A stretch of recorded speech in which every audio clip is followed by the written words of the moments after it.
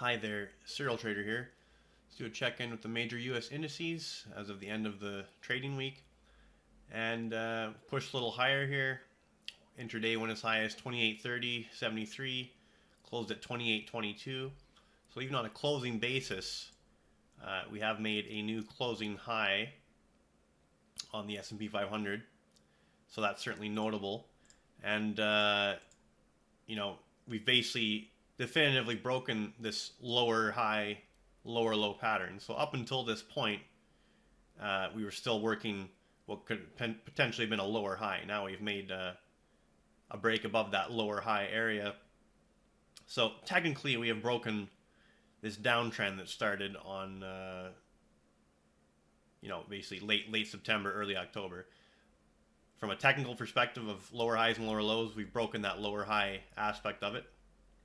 So worth noting, I still continue to remain suspicious of at least near-term upside potential, although so far this rally has certainly defied many people's expectations, including mine.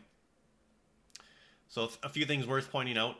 It certainly still looks like a very mature 5-wave sequence in need of at least a 3-wave correction. Although at many points during this rally you could have made that case, although I'm still leaning towards that. We are getting some bearish divergences here on the daily chart, on RSI, and also the MACD moving averages. So having some daily chart bearish divergences along with a mature looking 5-wave sequence certainly still has me leaning towards at least a more significant corrective pullback, although so far it has not materialized.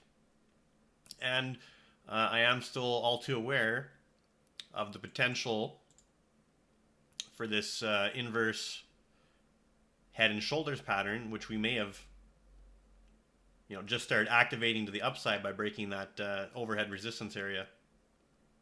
So if we do have an inverse head and shoulders, and we're now doing the head and shoulders thrust from the neckline, maybe this just goes straight up to new all-time highs and beyond without any significant pullbacks. I remain skeptical of that, but hey, it could happen, right? Certainly possible. I'm not going to be looking to trade that move, but well aware it could still happen. Okay, now at this point I am still looking for any kind of a sell signal that would at least lead to a larger pullback, if not something more substantial. But again, this expanded flat Elliott Wave 2 scenario does not truly get invalidated until there's new all-time highs. Although that doesn't mean it really presents any kind of trading opportunity as of right now. Okay, and you can certainly make the case that, as I've been showing in the last several videos, that we do have just a correction done here in December, and we are working a new impulse wave to all-time highs. That's certainly possible, and almost starting to look more probable the higher we go here. Okay, that being said, we'll go with the thinkorswim candlestick chart. And nothing really here on the daily candlestick, no sell signal or anything. You can see that golden cross still a little bit ways away here, but some continued strength, and you'll start getting a golden cross, which is certainly a bullish technical sign here.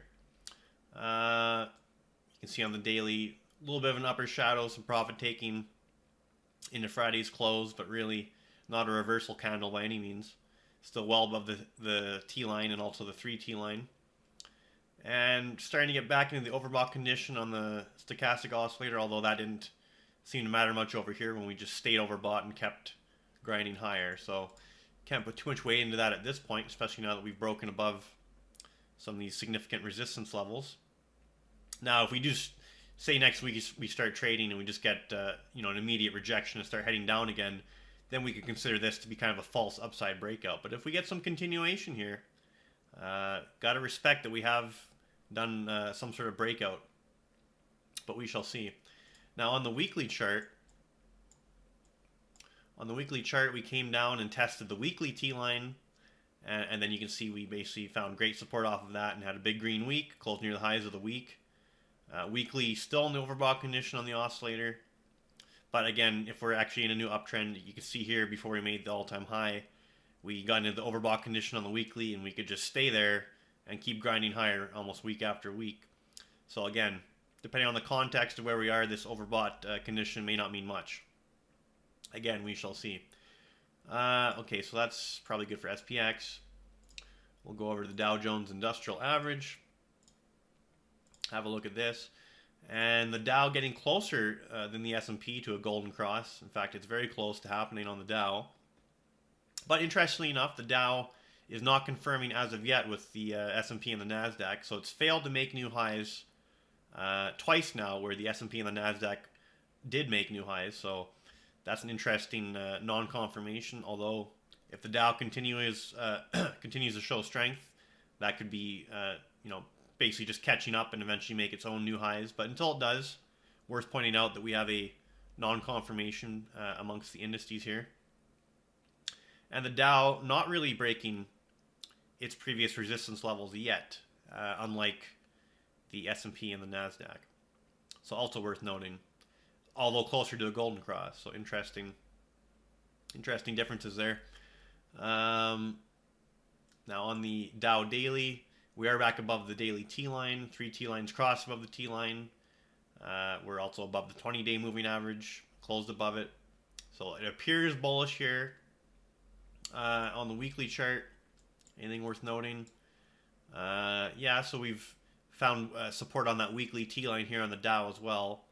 Again, in the overbought condition on the weekly oscillator, but we'll see how much this means. At this point, I'm very skeptical of downside potential, despite being aware that it still exists. But certainly less bearish than I've been feeling for a while here. And it's not just because things have been going up and I'm just going with the wind. It's because pullback attempts have been weak, and we are starting to break significant levels. And technical events such as the Golden Cross are getting closer. So, and also the inverse head and shoulders bullish pattern certainly in play here on the Dow as well. So I'm aware of all that as bullish potential. But again, skeptical really. I'm not really looking to trade the indices in any significant way at this point. I'm just waiting and watching. Sometimes the best position is just not to have one. Okay, so that's the Dow. Now on the NASDAQ, I thought it'd be worth pointing out. So even though the S&P already got above its 786 retracement of the entire decline from the all-time high, the NASDAQ's basically right there. So the 786 retracement of the entire decline on the NASDAQ is 77.1747. Friday we got as high as 77.1496. So basically didn't quite get to it and backed off slightly intraday. Now nothing substantial yet, but so far we're just at that 786 retracement level. So if we fail there, that'll be worth noting. But currently no signs that we are failing just yet. NASDAQ still a ways away from having a golden cross, certainly compared to the Dow anyways. But that being said, we did get above all these previous resistance levels. So this one, the highest resistance level here was at 76.70.49. And again, we got to 77.14.96. So we've broken all these previous resistance levels. We are now at that 786 retracement. There's really not much notable structural resistance up until this point, which is close to the all-time high at 81.07.38. So we'll see if the NASDAQ has any kind of reaction here at the 786, or if we just continue higher. And again, the NASDAQ, this is a much uglier inverse head and shoulders, because this left shoulder is way bigger than this right shoulder, but still kind of in play on this as well, although I do remain skeptical. Starting to get into the overbought condition on the oscillator. Again, that may not mean much. If we just continue crawling higher and certainly breaking out above those levels, it means less. On the weekly chart, NASDAQ finding good support actually on the 50-week simple moving average and the weekly T-line. So good support off of that. Still in the overbought condition on the weekly. But again, that doesn't matter much if we are actually just crawling up in a new uptrend. You can stay overbought and just keep going. So we shall see. Now, that's good for the indices. We'll go to the VIX quickly here. And VIX certainly not looking bearish for the indices at this point. VIX continues to break down, make new lows. We've lost the previous support levels in the VIX. We're about to get a death cross in the VIX, so the 50 is just about to cross below the 200, and we're well below both those moving averages. So the VIX basically the VIX going into a subdued mode is a bullish condition for the overall market, should it stay this way. And at this point, you'd have to see a convincing move for me above this level, and that would be 1833 on the VIX. And convincing move being that you get above it and close strongly. That would be at least an initial sign that something more bearish might be taking place on the indices, although at this point I'm not holding my breath. And on the weekly VIX, anything worth noting here? Yeah, actually there is. So we had a, now I'm not sure how much engulfing candlesticks mean on the VIX chart, but worth pointing out anyways. We have a bearish engulfing candlestick on the weekly VIX engulfing 1, 2, 3, 4 prior weeks. Okay? So that's a pretty strong bearish engulfing candlestick on the weekly VIX, which would imply lower VIX levels and obviously higher equity levels, should it be a viable pattern. So I thought I'd point that out. So yeah, things are looking skeptically bullish is the best way I could put it here. Skeptical of the further upside potential, but also can't deny that conditions are currently quite bullish. Okay, now before I wrap it up, we'll go to the VIX VVIX tool. Anything going on there?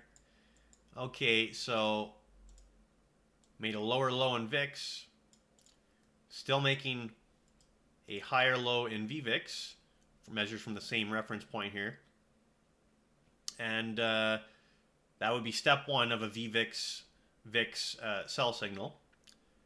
Step 2 would be getting above the red moving average on VVIX, which we've started doing here on Friday. So we got step 1 and step 2 in place. VIX VVIX divergence, got above the moving average on VVIX. Now step 3 for a sell signal would be SPX getting below the blue moving average, which currently is sitting at 2803. So not very far away from current levels, basically less than 20 points away to the downside from getting a sell signal on this tool again. So I'll continue watching here, but yeah, currently not much as far as trading opportunity, in my opinion, on the indices. You'd be chasing, in my opinion, here for a long trade, and you'd be, basically guessing at a short trade currently. So watch and wait. And certainly as far as actual trading opportunities, I think individual names are presenting some better setups here than the indices, and I'll continue rolling those out as I see them. All right, Serial Trader signing off.